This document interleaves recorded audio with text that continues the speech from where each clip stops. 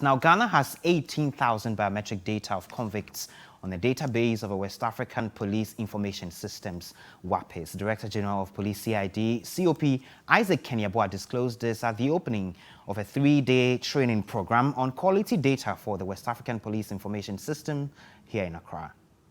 Statistically, about 18,000 convicts and documents have been imputed into the database, and data is continuously being stored and queried by institutions to assist their investigations, leading to an increased interagency cooperation among stakeholders in the fight against crime. So that if your information is imputed, you are convicted and it's imputed in our database here, Immigration Service can easily access it. Or if you commit a crime, drug trafficking, and then maybe you are arrested by Narcotic Control Commission, the Ghana Police Service, the Ghana Immigration Service will still have your information.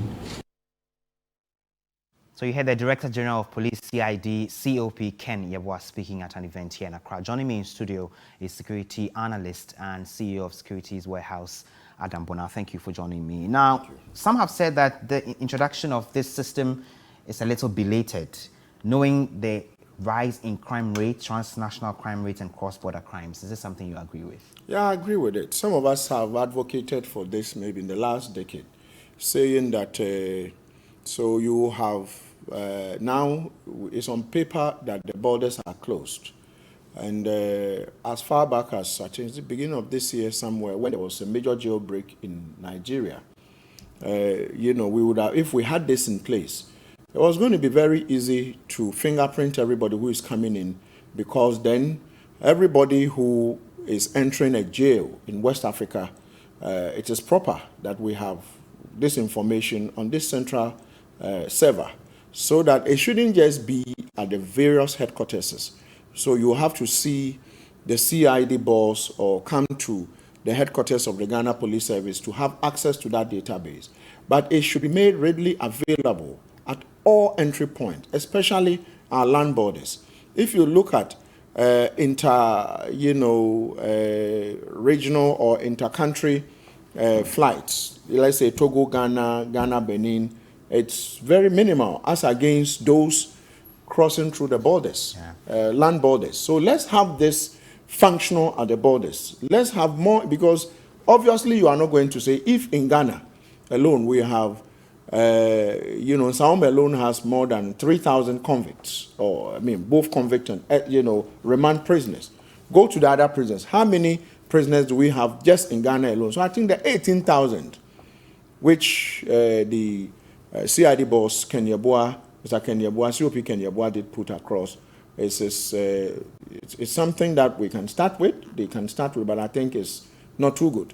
And going forward, we know about the challenges when it comes to implementation of some of these technology-based systems for us as Ghana. How should the police service be treating this particular system, so we know that we have a system in place which is foolproof and which is fit for purpose? Well, I know the current administration is improving, border surveillance. And it is important to police the policeman, because then if you put an immigration officer there who is not policed, chances are that a convict will come in, pay him, and go through. So if you put officers at the various borders and the entry points, and what they do is collect monies, then this is obviously not going to work. And so I have recommended that don't deploy security officers when the security officers are not, they themselves, policed.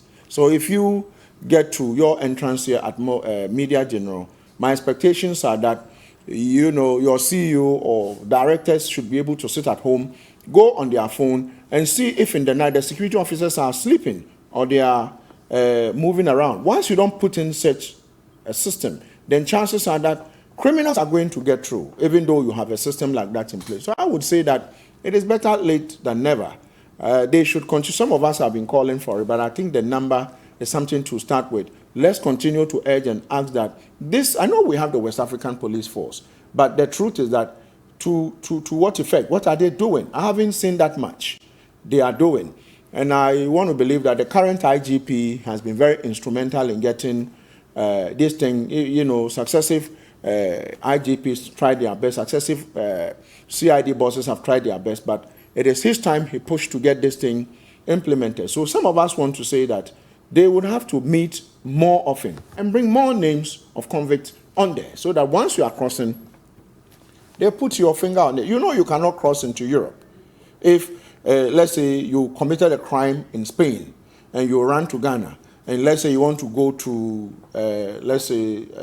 Lithuania, chances are that once you get to the airport and they fingerprint you, they take you to secondary, and then they tell you, wait, and then the law enforcement agencies will come, immigration will hand you over to them, and you have to go and answer charges to a court. So I think that we need to improve in this day and age of technology. Technology, even though it's expensive, if you look at the way when it is used properly, it becomes cheap. We should try and implement some of this and do them well.